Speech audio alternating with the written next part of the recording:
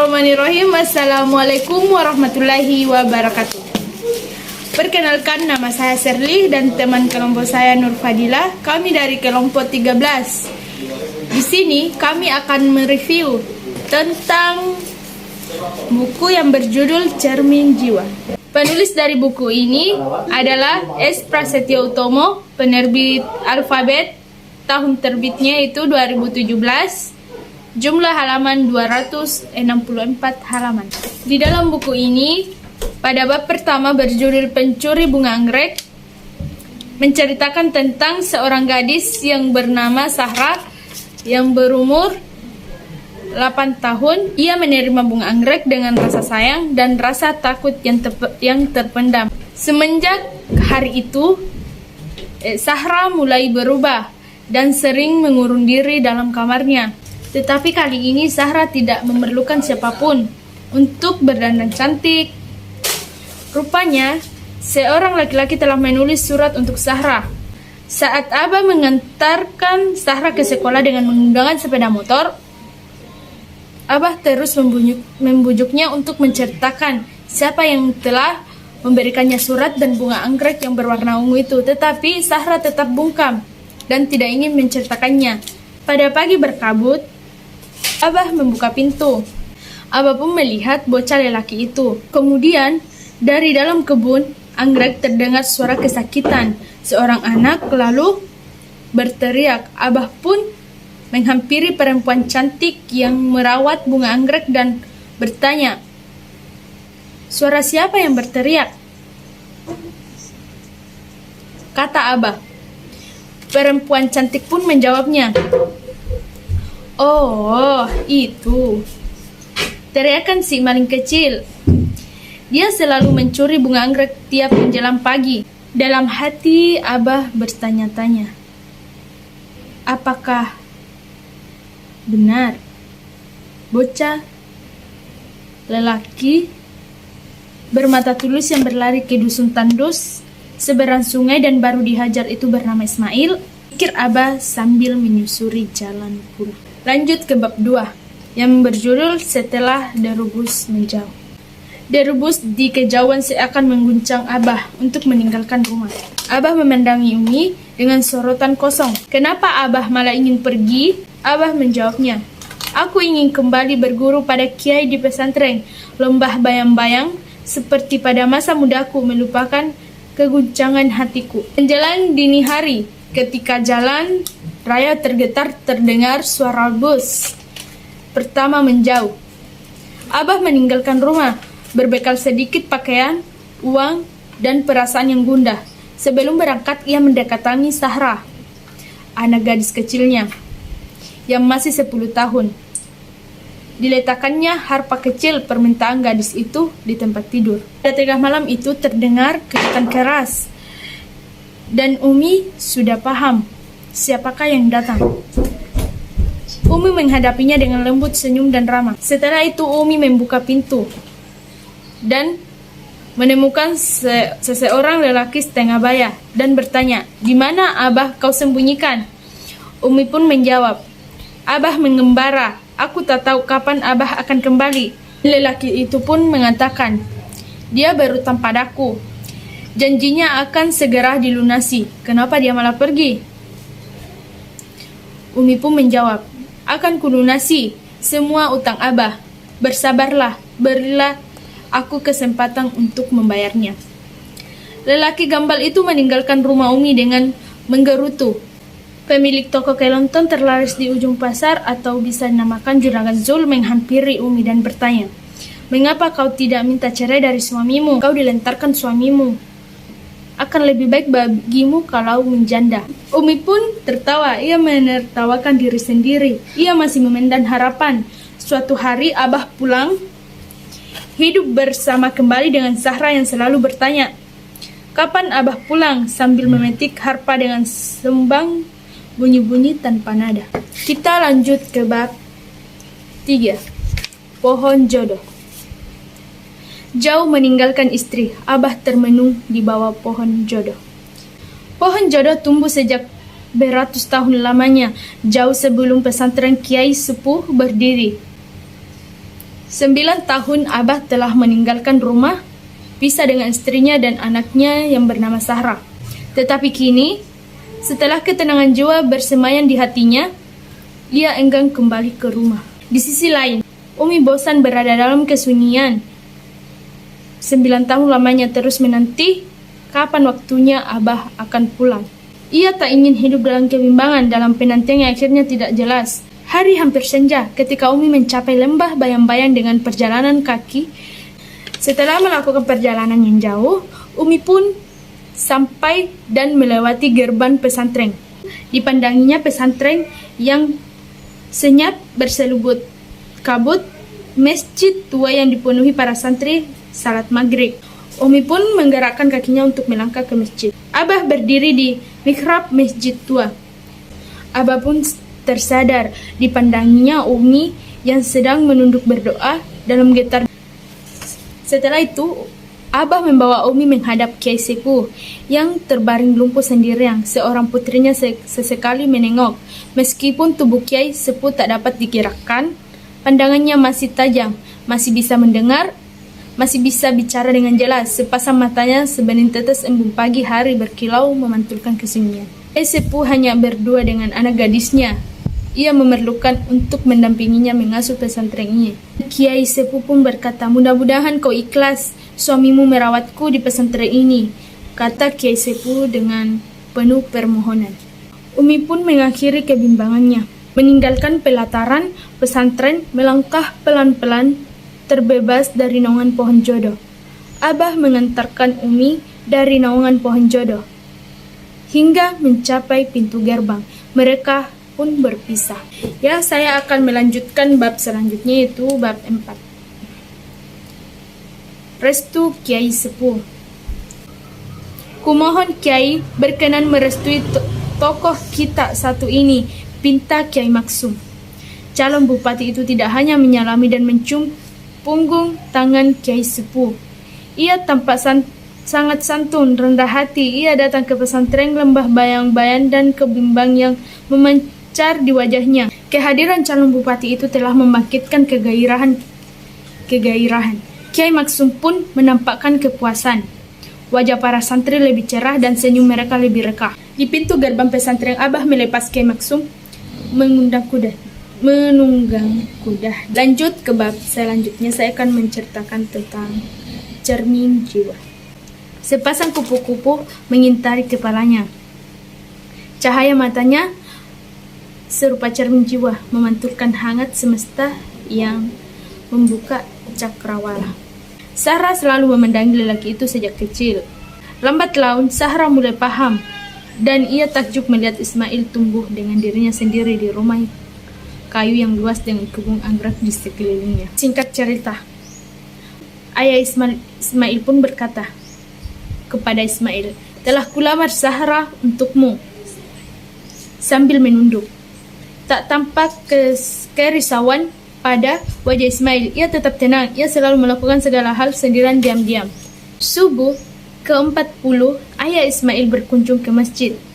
Di tengah-tengah suara jamaah berdoa, sehabis salat subuh, ayah Ismail tak dapat menahan tubuh tersungkur. Tiada lagi napas mengembus dari hidungnya. Ia rebah dengan tangan masih menggenggam tasbih. Mula-mula tak ada yang menduga lelaki tua itu direnggut ajal, tetapi kemudian orang-orang terperanjat gugup. Ternyata selama ini Umi diam-diam memperhatikan perilaku anak gadisnya. Kita lanjut ke bab 6 yang berjudul Ilusi Pemetik Harpa.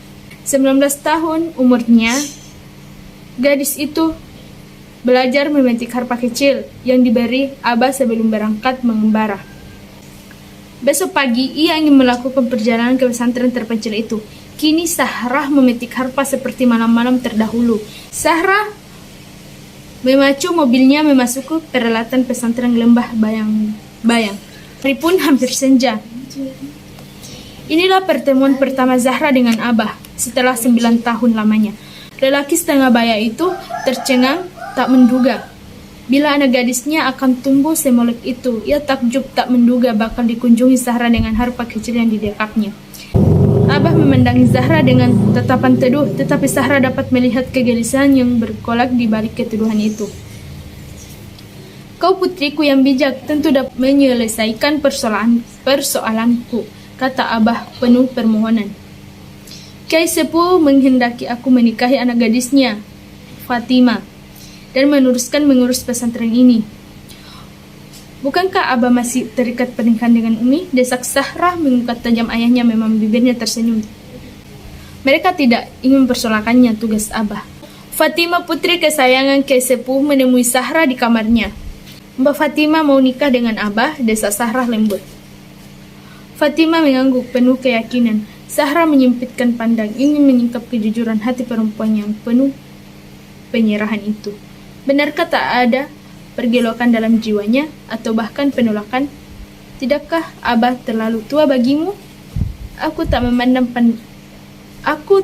memandang perbedaan umur. Zahra menghentikan petikannya harpa. Ia menahan diri untuk tak murka. Ia tak ingin berkata ketus pada seorang perempuan selembut Fatima. Zahra pun menjawab, mengatakan, kalaupun kau tak memandang perbedaan umur, persoalannya Abah bukan jodohmu. Dan Fatima pun bertanya, bagaimana kau tahu?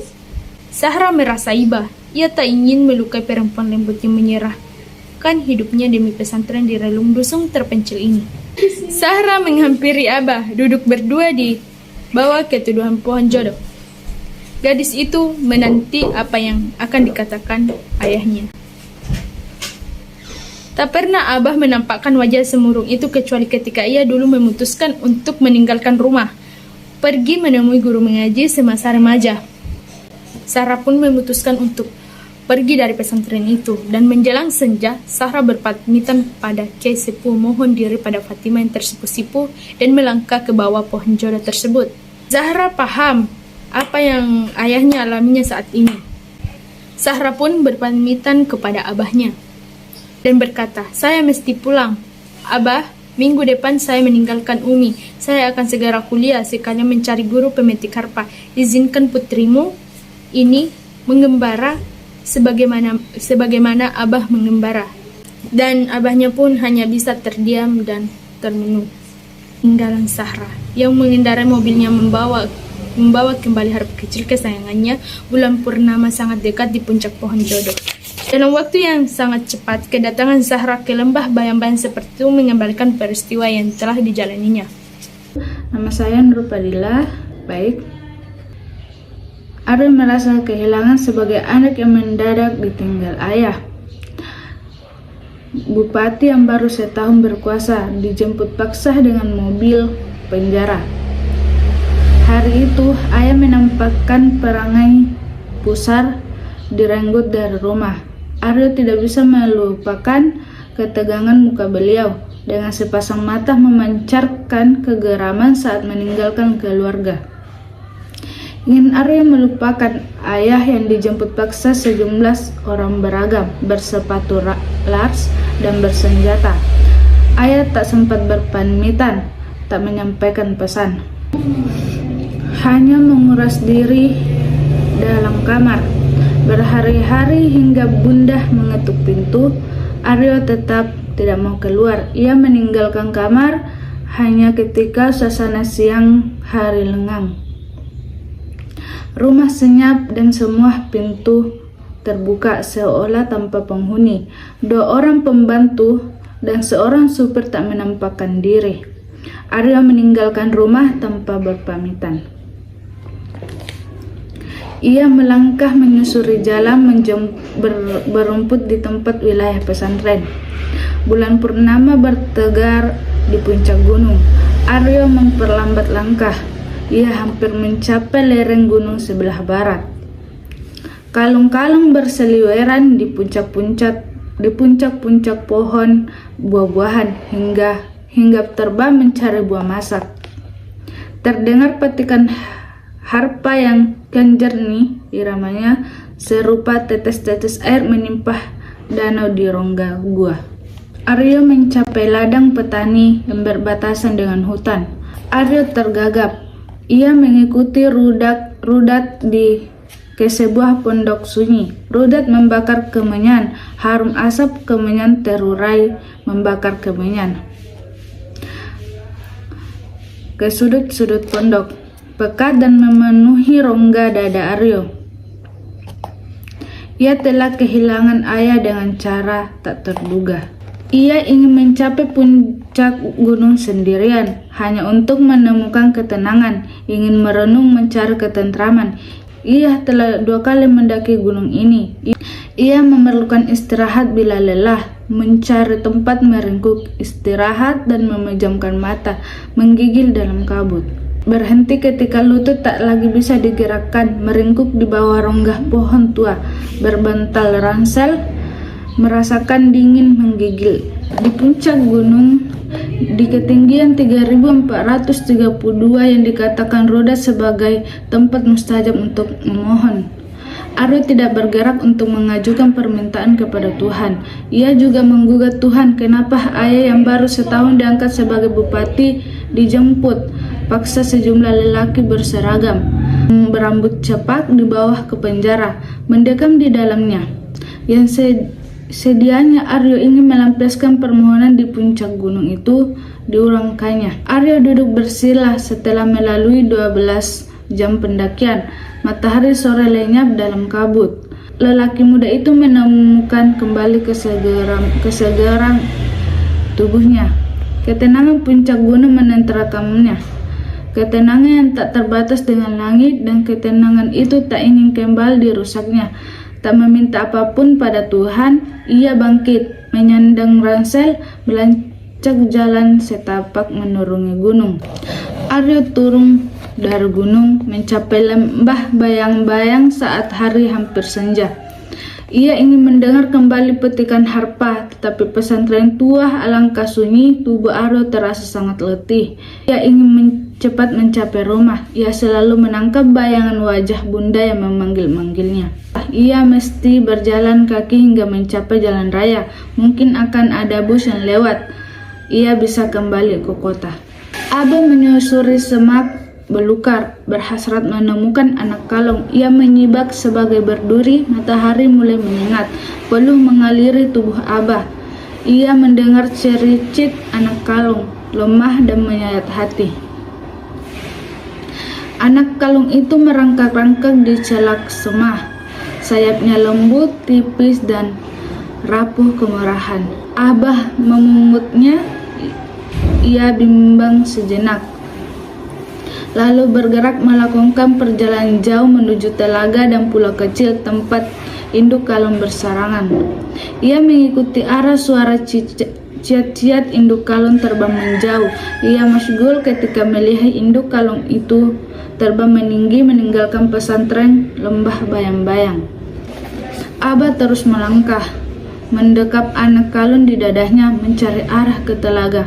Pulau kecil, sarang kalung. Ia seperti melihat masa lalunya, hidup tanpa ibu kandung. Ia lahir dari istri kedua. Ia diserahkan ibu kandungnya pada istri tua. Abah tak pernah bertemu ibu kandungnya. Ketika ia menikah, menempati rumah baru, punya anak Zahra, tak pernah bersuah ibu kandungnya.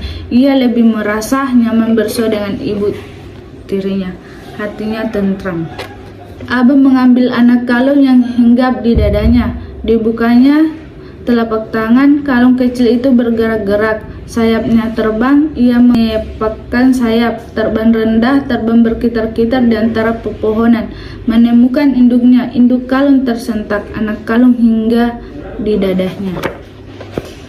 Gelap senja dikejutkan dengan pohon-pohon yang bergerak-gerak. Seluruh kalung yang bergelantungan bergerak terbang meninggalkan pulau kecil itu. Terbang rendah menyeberangi telaga, berbondong-bondong menyerbu desa-desa di sekitar lereng gunung yang menyediakan pohon dengan buah-buahan. Abah seorang diri menghuni pulau di tengah telaga. Alangkah sunyi, tukang perahu telah pergi kembali ke desa. Abah tak mungkin merenung menyeberangi telaga. Ia terdiam diri di sisi makam keramat. Menjelang fajar, Abah mendekat ke tepi telaga, membasuh muka. Airnya bening, dingin. Kalung-kalung kembali bergelantungan di dahan-dahan pepohonan dengan kepala yang terjuntai ke bawah. Perahu itu melaju sangat lamban dalam kabut, seperti muncul dari masa silam yang gelap. Abah tak memahami siapa mereka, dua lelaki dan seorang perempuan yang terkapar. Tukang perahu sangat hati-hati mendayung, tubuhnya yang kurus dan renta itu masih kuat juga mengayun dayung, meluncurkan perahu ke pulau kecil. Perahu itu seperti tak bergerak, seperti tak merapat ke pulau. Lalu siapakah perempuan tua yang tak bergerak di pulau itu? Abah turut membopong tubuh perempuan renta yang terdiam, bersedekap dengan wajah di daerah maut yang membayangi ubun-ubunnya. Tubuh tua itu dibawa ke surau, dibaringkan di atas tikar rapuh. Kelebihan dari buku ini itu, buku ini sangat menarik dan sangat bermanfaat untuk para pembaca. Penulisan dalam buku ini indah dan mudah dipahami. Dalam setiap babnya memiliki kesan yang tertentu. Kesimpulan dari buku ini yaitu Zahra, seorang dokter muda dan pemain harpa, memiliki kepekaan sosial spiritual sejak kecil. Setelah ditinggal ayahnya berguru ke pesantren, dia tumbuh sebagai gadis humanis yang senantiasa mempertajam empati kemanusiaannya. Dia juga memiliki dan terus mengembangkan kemampuan memetik harpa sebagai ekspresi jiwa dan terapi para pasiennya. Cermin Jiwa tidak mengisahkan benturan tokoh-tokohnya dalam pandangan dikotomis, baik buruk, benar salah, kalah menang.